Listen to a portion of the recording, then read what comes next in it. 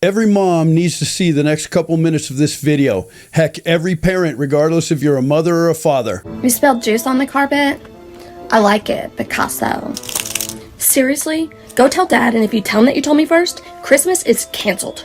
Okay, thank you. Awesome. Good. If you have ever wanted to get the truth out of a child, this video is for you. So if you're ready, let's get going.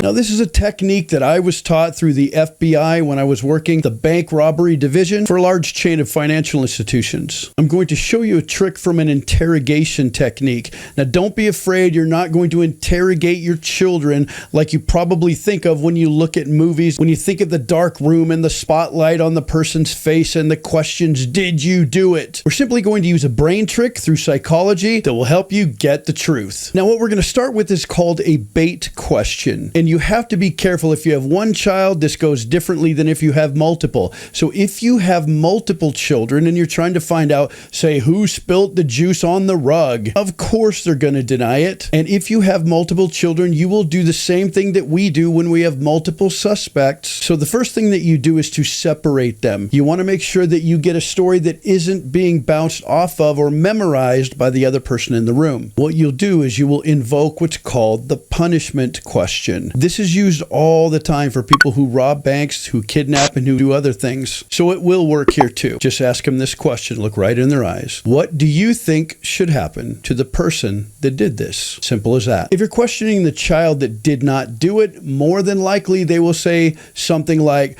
they should have Xbox taken away, they shouldn't be allowed on their phones, they shouldn't have any friends over, they should never get any ice cream, and it will be very extreme things to their little brain. But then when you question the one who's likely guilty and you ask that same question, what do you think should happen to the person that did this? The guilty person will probably say something like this: well, I'm sure that person probably already learned their lesson because they were so embarrassed. Or maybe they should get a real good talking to. And you'll see them act pretty sheepish. Now, it's clear which one did it if you do that. If you have one child, you still pose the same question. And then just see which of those two that they invoke. If they invoke terrible consequences that would be appropriate for their age, more than likely they didn't do it. Now, as your kids get a little bit older, when they're in their older teens, this likely will not work because at that point, they've figured out enough through their prefrontal cortex about how it works when you answer questions a certain way, and they will likely know what to say